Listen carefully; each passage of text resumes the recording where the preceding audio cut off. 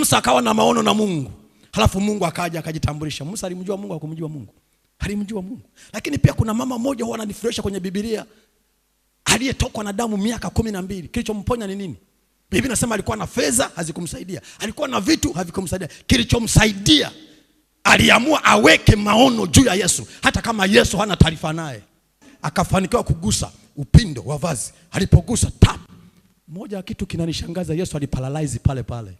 Unajua maono yanaweza mpaka kumbadilisha Mungu. Huyu mama alipogusa Yesu, ghafla nguvu zikamwishia.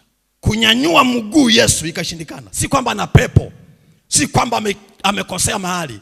Kuna mtu mwenye maono amemgusa, anahitaji amjue. Yesu ananyanyua mguu, hawendi.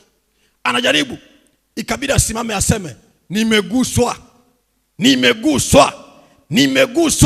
Yule mama wakati anasikia nimeguswa, ndipo kale kama mama kakajitokeza akasema, ni mimi.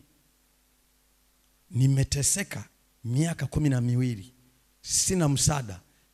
Nilikuwa na nyumba nikauza, nilikuwa na gari nikauza. Nimeamua kukutafuta kwa njia ya maono na nimekupata. Yesu akasema, imani yako imekuponya, nenda zako kwa amani. Amen. Mungu akubariki sana mchungaji Michael. Bwana Yesu asifiwe. Bwana asifiwe. Ninaamini kila mmoja wetu amepokea, si ndio watumishi wa Mungu?